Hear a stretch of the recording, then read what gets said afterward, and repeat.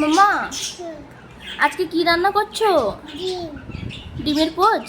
কি রান্না করছো? ও ডিমের পোচ, আমলেট করো করো করো, আমি খাবো তো।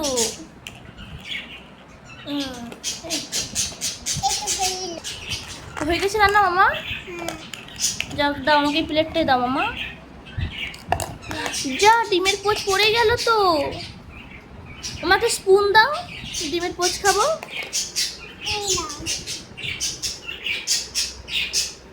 Thank you mamma.